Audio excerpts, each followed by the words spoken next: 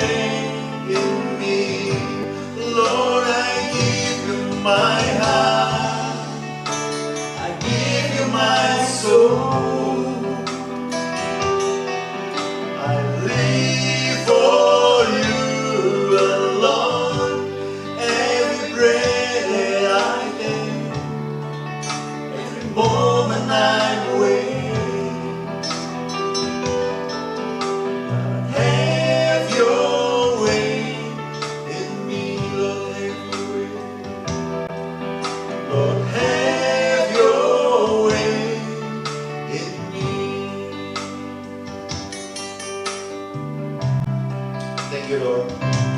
Terima kasih Tuhan, Kau sudah bersama dengan kami pada saat ini. Kami boleh merasakan hadirat Tuhan. Biarlah pujian dan penyembahan kami akan naik dalam hadirat Tuhan dan menyenangkan hati Tuhan. Tiba saatnya kami mendengarkan firman-Mu Bapa. Dan kami percaya firman-Mu akan menjadi kekuatan buat kami semua. Kami siap untuk mendengarkannya. Dalam nama Yesus kami berdoa. Haleluya. Amin. Amin. Midweek Worship Community, saat ini merupakan hari yang spesial buat saya khususnya. Kenapa? Karena saya bisa bertemu dengan sahabat lama saya di Midweek Worship ini. Luar biasa. Tuhan bisa mempersatukan kami di acara ini. Kita akan menikmati firman yang akan disampaikan oleh Pastor Lani. Enjoy the word of God.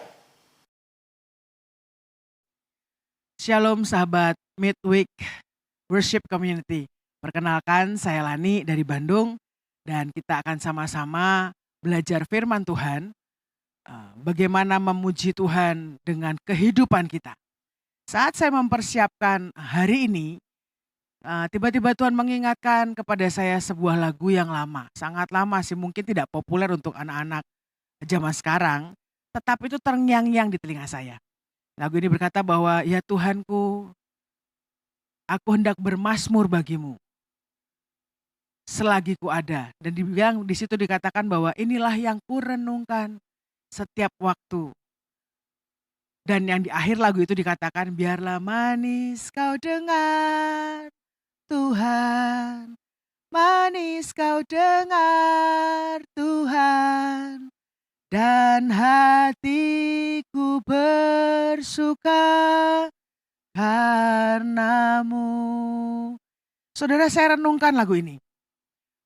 Apa ya Tuhan yang membuat hatimu tuh bersuka? Karena kita bersuka. Jadi itu keluar dari ucapan syukur dari setiap proses yang Tuhan berikan dalam hidup kita. Saya ingin ajak kita sama-sama untuk membuka Alkitab kita. Satu ayat saja. Di Ibrani 11 ayat 21. Karena iman, maka Yakub ketika hampir waktunya akan mati, memberkati kedua anak Yusuf, lalu menyembah sambil bersandar pada kepala tongkatnya. Kalau saya renungkan kembali Tuhan, dengan lagu yang tadi manis kau dengar Tuhan, lalu tiba-tiba Tuhan berikan satu ayat soal Yakub, saya bertanya hubungannya apa? Yang satu, aku hendak merenungkan firman-Mu siang dan malam, atau biar manis kau dengar Tuhan. Lalu tiba-tiba Tuhan berikan soal Yakub. Saudara, kalau kita ini berbicara soal Yakub, kalau kita membaca firman Tuhan di keseluruhan hidupnya, hampir gak ada enaknya tuh.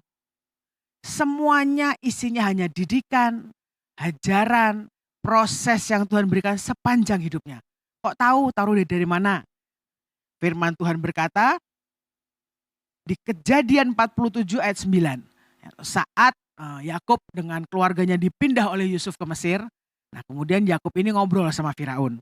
Ya, firman Tuhan ngomong seperti ini.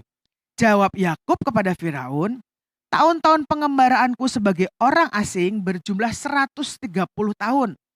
Tahun-tahun hidupku itu sedikit saja dan buruk adanya. Sampai itu dia bilang tahun-tahun hidupku itu sedikit dan buruk menurut Yakub. Kenapa kok dia sampai berkata bahwa hidupnya buruk?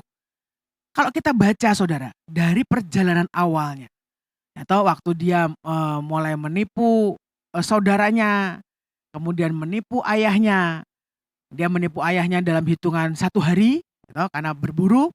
Setelah itu dia melarikan diri dan dia sampai ke rumah Laban. Dan di situ mulai proses dalam kehidupannya. Dan kita tahu di awal yang dia lakukan, yang dia bawa adalah hanya 1 tongkat. Dalam pelariannya dia hanya bawa 1 tongkat. Firman Tuhan berkata di Kejadian 32 ayat 10. Sekali-kali aku tidak layak untuk menerima segala kasih dan kesetiaan yang engkau tunjukkan kepada hamba-Mu ini. Sebab aku membawa hanya 1 tongkatku ini pada waktu aku menyeberangi sungai Yordan. Tetapi sekarang telah menjadi 2 pasukan. Dalam proses kehidupannya, dari dia membawa satu tongkat, kemudian bisa menjadi dua pasukan yang dia bayar begitu lama, ya. Dia menipu ayahnya dalam satu hari, kemudian dia ditipu kembali oleh Laban saat dia ingin Rahel dan diberikan Lea hanya berapa? Satu malam. Dan dia sudah harus menanggung semuanya. Atau di tengah perjalanan hidupnya, isinya cuma didikan, proses yang Tuhan izinkan, gak ada enak-enaknya menurut saya, sampai dia balik menjadi dua pasukan. Nah, saudara, dalam kehidupan dan pengenalan kita akan Tuhan, jalan hidupmu berjalan dengan Tuhan, itu seperti sebuah pujian. Itu seperti sebuah lantunan, melodi yang harusnya menyenangkan hati Tuhan.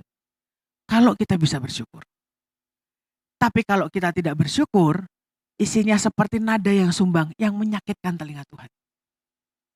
Bayangkan saudara ya, kalau dalam hidupmu engkau jalani begitu rupa, isinya cuma keluhan. Engkau mengeluh, ya toh. Isinya protes, kenapa Tuhan, mengapa Tuhan.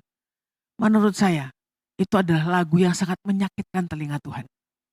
Dia tidak pernah mendengar ucapan syukur dari mulut kita untuk apapun yang kita alami. Kenapa? Karena kita tidak punya pengenalan akan Tuhan. Yakub ini mengenal Allahnya. Pendidikan dan proses Tuhan dalam hidupnya membuat dia tajam dengan Tuhan. Beda dengan Ishak ayahnya. Ishak ini saya selalu senang. Gitu. Kalau dibilang Ishak ini sebuah generasi yang bahkan tidak pernah berperang. Cuma nego aja. Hidupnya enak.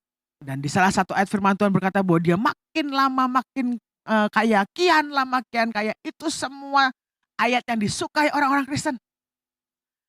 Tapi karena dia mengenal Allah ayahnya. Dia kenal. Tapi tidak setajam pengenalan Yakub akan Allahnya. Kenapa? Proses kehidupan membuat Yakub mengenal Tuhan yang hidup. Itu yang membuat dia tajam dan dia tidak pernah mengeluh. Saudara, kalau engkau baca di firman Tuhan ya, saat dia mau Rahel, dikasih Lea, gak punya apa-apa, ternak juga, menurut saya akal-akalan juga, tapi tidak pernah ada keluhan di dalamnya. Isinya adalah segala sesuatu dia perhadapkan kepada Tuhan. Kalau saya baca dari Ibrani 11:21. Bahkan sampai hampir waktunya akan mati, dia tetap memberkati kedua anak Yusuf. Saudara kalau ingat saat dia memberkati anak Yusuf kan tangannya nyilang. Gitu. Meskipun matanya rabun. Tapi manusia rohnya tajam. Beda dengan Ishak. Matanya kabur, dia gak bisa bedain. Mana Yakub, mana Esau. Dan dia tetap mencintai Esau meskipun Tuhan memilih Yakub. Proses kehidupan kita dengan Tuhan membuat hidup kita tajam dengan Tuhan.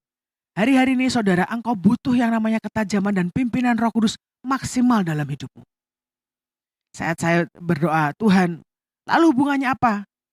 Lalu dikatakan bahwa dia menyembah sambil bersandar pada kepala tongkatnya. Saudara, tongkat kehidupan kita itu seperti melodi yang harusnya menyenangkan hati Tuhan. Kenapa? Karena engkau membiarkan Tuhan mengukir hidupmu. Dan harusnya itu keluar ucapan syukur. Nah masalahnya, yang kita mau, Tuhan tidak mau. Tapi kadang-kadang yang Tuhan inginkan, kita tidak mau. Kenapa? Karena tidak enak. Didikan Tuhan tidak pernah mengenakkan daging kita. Ya. Hari-hari ini kalau orang bilang sakit apa segala macam, sudahlah. Mengucap syukur. Gitu. Kalau memang belum waktunya mati, gak bakal mati saudara apapun terjadi. Tapi ucapkanlah syukur. Lewat semua pendidikan, lewat proses dalam hidupmu. Di sini dikatakan bahwa bersandar kepada tongkatnya, tongkat kehidupan yang dibawa oleh Yakub. Waktu pertama kali dia keluar, cuma satu tongkat. Dia pulang dengan dua pasukan. Ada multiplikasi, ada yang namanya keajaiban supranatural di dalamnya. Sampai dia bisa membawa dua pasukan keluar dari rumah Laban. Kalau engkau mau diberkati Tuhan, engkau mau hidupmu berdampak, bermultiplikasi, mintalah didikan Tuhan. Minta dia mengajari bagaimana engkau mengenal Tuhan dan Allahmu secara pribadi. Berani jalan dengan Tuhan sendiri. Itu akan membuat engkau bermultiplikasi. Kenapa? Semua buah rohmu akan bertumbuh saat engkau mengucap syukur. Tapi tongkat kehidupan atau melodi kehidupan yang kita miliki, bukan cuma ini. Bukan cuma bisa memultiplikasikan, tapi ucapan syukurmu. Itu bisa, kalau saat itu naik di hadapan Tuhan. Itu membawa dampak yang luar biasa. Ada firman Tuhan yang berkata bahwa hati yang gembira adalah obat. Hari-hari ini apakah engkau gembira? Apakah engkau panik? Apakah engkau takut? Mungkin di luar engkau bisa tersenyum, aku tenang. Tapi di dalam hati kita tidak banyak orang yang tahu, cuma kita dengan Tuhan. Dan bisakah engkau memberanikan diri seperti Yakub? Mempelajari, mengenal Tuhan dalam kehidupannya meskipun tidak enak. Tetapi membawa kemuliaan untuk Tuhan. Nah, saudara, itu pilihan. Lalu kalau saya renungkan, kemudian Tuhan bilang seperti ini. Tongkat juga, itu seperti kehidupan kita. Saudara kalau baca cara bangsa Israel keluar dari Mesir, saat ini banyak masalah Tuhan yang kami hadapi. Apa yang harus kami lakukan? Itu sama. Seperti bangsa Israel bergumul lewat permasalahannya bagaimana caranya mereka ke tanah Kanaan dan keluar dari Mesir. Lewat seorang Musa. Nah, setiap kali waktu bangsa Israel mau keluar, kan ada 10 tulah. Ya, kalau Bapak Ibu Saudara baca, itu banyak cerita soal tongkat. Soal kehidupan kita. Ya, saya mau ambil salah satu saja. Ya, salah satu. Di Keluaran 4 ayat 2 mulai. Tuhan berfirman kepadanya, apakah yang di tanganmu itu? Jawab Musa, tongkat. Firman Tuhan, lemparkanlah ke tanah. Dan ketika dilemparkannya ke tanah, maka tongkat itu menjadi ular. Sehingga Musa lari meninggalkannya. Tetapi firman Tuhan kepada Musa, ulurkanlah tanganmu itu dan peganglah ekornya. Musa mengulurkan tangannya dan ditangkapnya ular itu lalu menjadi tongkat di tangannya. Saudara, dalam pengikutan kekristenanmu dengan Tuhan, seringkali kita bilang, ayo tanya Tuhan. Apa yang Tuhan firmankan, lakukan. Ngomong gampang, tapi prakteknya susah. Sama, dalam kehidupanmu saat Tuhan berkata, di sini firman Tuhan, firman Tuhan. Kalau kita membaca firman Tuhan itu wajib, saudara. Bagaimana mungkin engkau bisa mengenal Tuhan kalau engkau tidak bisa membaca manual booknya firman Tuhan. Jadi engkau harus membaca firman Tuhan, tidak bisa tidak. Supaya engkau terbiasa dengan suara Tuhan. Di sini diartikan kata firman Tuhan, lemparkanlah itu ke tanah. Tongkatnya maksudnya. Dan ketika dilemparkan oleh Musa ke tanah, maka tongkat itu menjadi ular. Seringkali saat kita menghadapi permasalahan, kita ingin selalu mengucap syukur di hadapan Tuhan supaya nada-nada kehidupan kita menjadi sebuah lagu yang indah. Tetapi kenyataannya, semua yang Tuhan izinkan terjadi dalam hidupmu, engkau takut, engkau khawatir, atau engkau marah mungkin kepada Tuhan, mempertanyakan mengapa Tuhan. Menjadi lagu yang sumbang untuk Tuhan. Tapi satu yang kita mau sama-sama belajar. Beranikah engkau mempercayakan hidupmu kepada Tuhan? Seperti tadi saat Musa memegang tongkat, saat Tuhan pegang tongkat kehidupanmu. Dan Tuhan katakan lemparkan. Saat Tuhan berfirman lemparkan.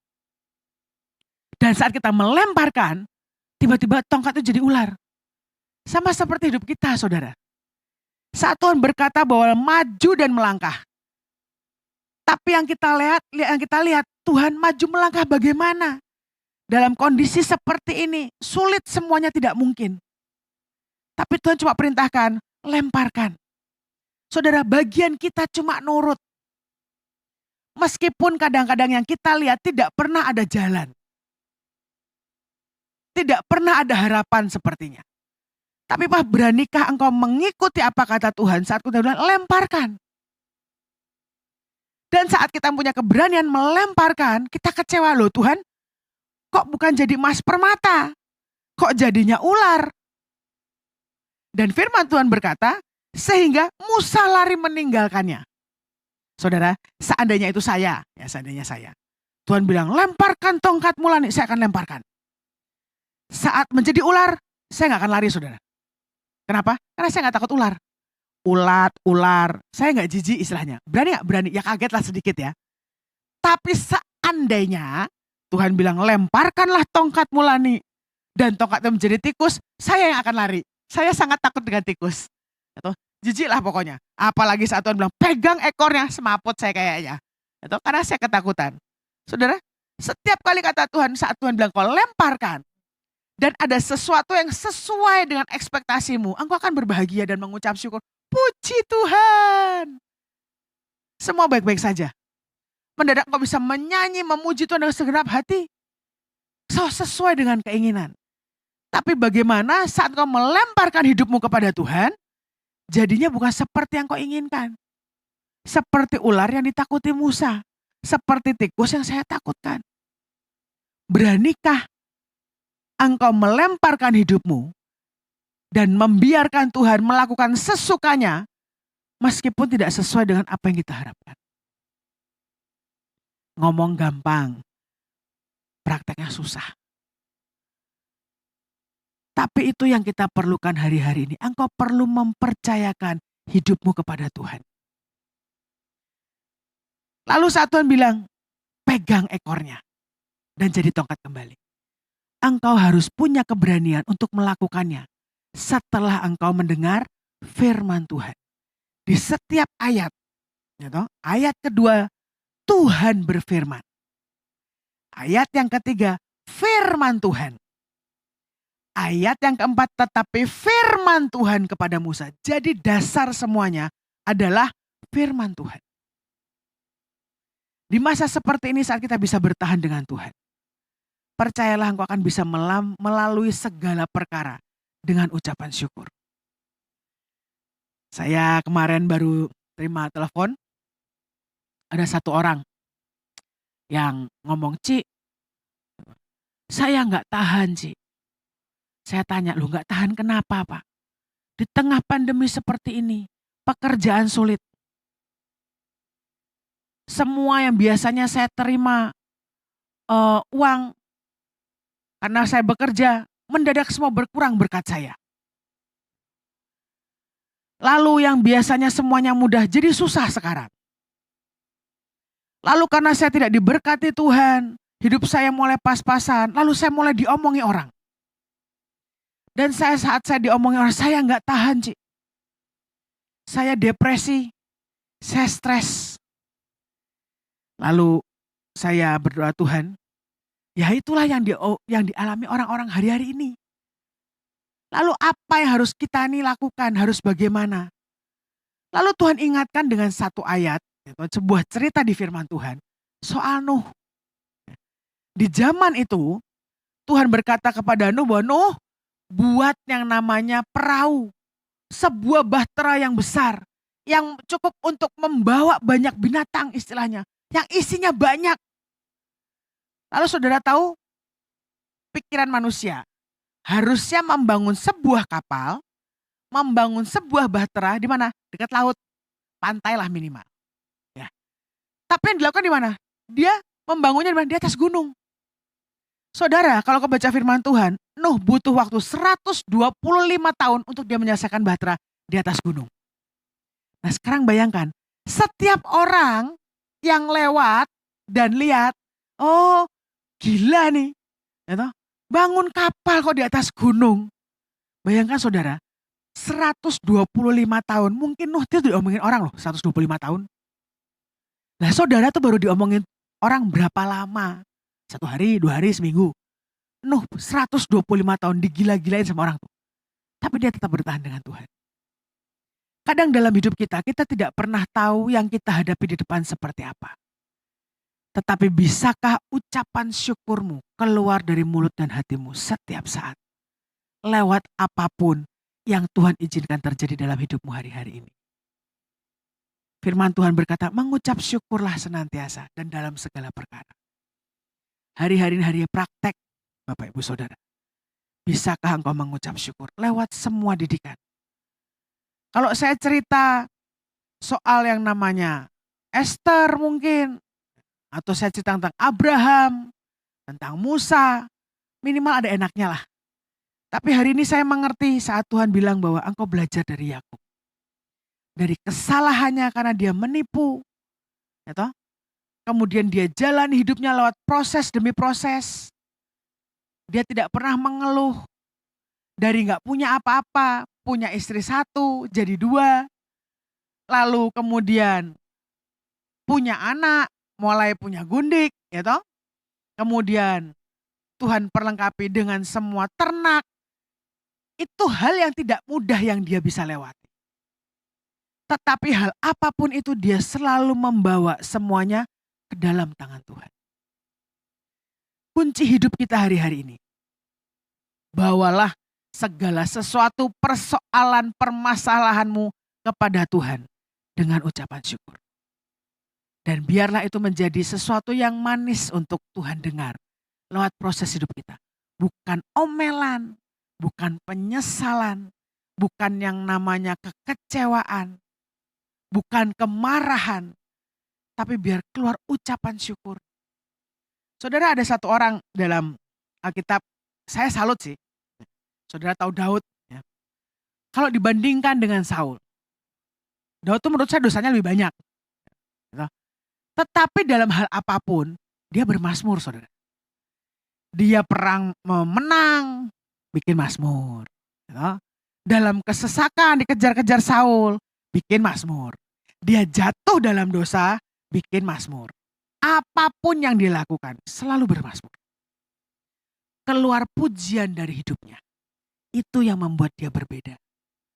Itu yang membuat dia begitu dicintai Tuhan karena ucapan syukurnya. Tapi sekali lagi, bisakah kita mengeluarkan ucapan syukur dalam hidup kita? Sehingga kita menjadi melodi yang sangat indah, yang Tuhan dengarkan, bukan nada yang sumbang dan membosankan. Saya punya seorang teman, guru musik.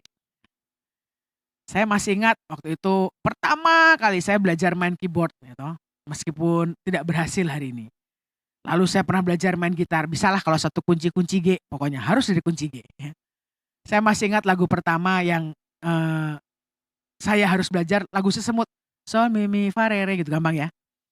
Kemudian sekali dicontohkan itu kan, oke, lagu Sesemutnya ngerti. Lalu saya mulai latihan. Begitu saya salah di tengah jalan, gitu, kan langsung si guru musik bilang stop, ulang dari awal. Nah saudara, kalau guru musik ini, karena memang dia bagiannya memang dia mencintai yang namanya musik. Itu lagu Si Semut diulang-ulang hampir setengah jam dan dia nggak bosan. Saya aja udah bosan. Saya sampai ngomong, bisa gak sih ganti lagu lain? Dia jawabnya apa? Lu aja dikasih lagu gampang, gak bisa-bisa minta ganti lagu yang lain. Ulang. Dan itu berminggu-minggu, mungkin saya tidak berbakat bermain musik. Gitu. Dan dia tidak pernah bosan dengan lagu Si Semut.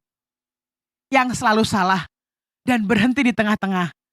Di not yang sama, di bagian yang sama. Setiap kali saya les. Untung Tuhan sabar dengan kita. Sering kali kita jatuh di dalam dosa itu terus. Saudara, kalau saya yang jadi Tuhannya, mungkin saya akan bosan. Salah terus di tempat yang sama kita ini. Gitu.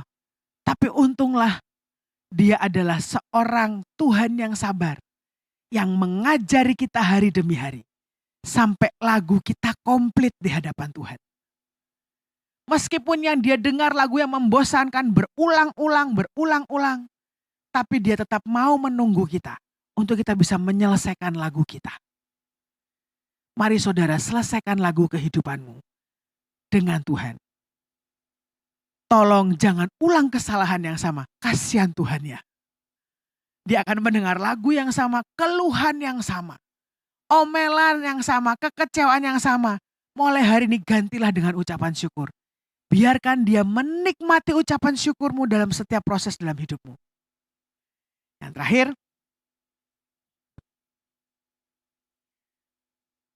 Dalam 1 Petrus 4 ayat 19. Karena itu baiklah juga mereka yang harus menderita karena kehendak Allah, menyerahkan jiwanya dengan selalu berbuat baik kepada Pencipta yang setia. Di sini dikatakan mereka yang harus menderita karena kehendak Allah. Kalau engkau memang diizinkan Tuhan mengalami sebuah masa atau fase sepertinya engkau menderita, ya toh, engkau harus menyerahkan jiwamu dan selalu berbuat baik. Jangan mengeluh.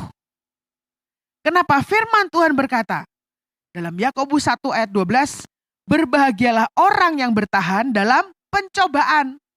Sebab apabila ia sudah tahan uji, ia akan menerima mahkota kehidupan yang dijanjikan Allah kepada barang siapa yang mengasihi dia. Saudara, bertahanlah. Di sini firman Tuhan katakan berbahagialah orang yang bertahan dalam pencobaan. Dalam sepanjang hidup kita, mari selesaikan lagu yang Tuhan berikan dalam hidup. Supaya lewat proses demi proses, maka setiap lirik, setiap nada itu biar keluar menjadi sebuah rangkaian lagu ucapan syukur yang menyenangkan hati Tuhan. Tidak gampang. Tapi saya berharap setiap kita, engkau punya perjalanan pribadi, engkau dengan Tuhan. Praktek. Engkau mendengar banyak firman Tuhan, engkau banyak belajar lewat pembacaan firman Tuhan, engkau pergi ke gereja mendengar firman Tuhan, atau engkau mencari banyak referensi khotbah banyak hamba Tuhan, engkau belajar banyak. Tapi jangan stop sampai belajar. Praktek. Apa yang sudah diajarkan alami. Sehingga engkau mengerti bahwa engkau menyembah Tuhan yang hidup. Buktikan bahwa Tuhanmu sanggup melakukan segala sesuatu. Dan tidak ada rencananya yang gagal. Ayo kita sama-sama mengucap syukur dalam segala perkara. Sampai seluruh kehendak Tuhan jadi. Tidak mudah. Tetapi kita punya Roh Kudus yang mendampingi. Yang membuat kita bisa selalu berjalan dengan Tuhan. Meskipun menurut pemikiran kita itu tidak enak. Tapi percayalah, engkau tidak pernah tahu ada anugerah Tuhan yang sangat besar yang sedang Tuhan siapkan di depan kita. Meskipun sekarang mata kita tidak melihat, tapi engkau perlu seperti firman Tuhan tadi dikatakan, karena iman. Jangan engkau goyah imanmu hari-hari ini. Tapi biar engkau mengerti bahwa kebaikan Tuhan menyertai hidupmu. Sampai kita selesaikan semua tugas dan bagian kita. Dan engkau didapati setia. Sekali lagi bertahanlah dengan Tuhan. Berbahagialah orang yang bertahan dalam pencobaan. Sebab apabila ia sudah tahan uji, ia akan menerima mahkota kehidupan yang dijanjikan Allah kepada barang siapa yang mengasihi dia. Seperti di awal, seperti lagu yang terngiang-ngiang di telinga saya. Biarlah manis kau dengar Tuhan. Manis kau dengar, dan hatiku bersuka karena Tuhan. Biar Tuhan mendengar yang manis dari mulut lidah bibir kita. Bukan kekecewaan sekali lagi, tetapi ucapan syukur yang keluar benar-benar tulus dari dasar hati kita. Karena kita mengasihi Tuhan. Amin Bapak Ibu Saudara. Mari kita berdoa. Terima kasih Tuhan untuk hari ini. Mari terus ajari kami Tuhan bisa mengucap syukur dalam segala perkara. Meskipun kadang Tuhan mata kami memandang semua hal yang tidak mungkin. Semua yang tidak enak, yang mustahil yang di depan mata kami. Tapi buat kami selalu mengucap syukur, untuk kami selalu mengingat firman-Mu Tuhan. Bahwa pencobaan yang kami alami ini Tuhan tidak akan melebihi kekuatan kami.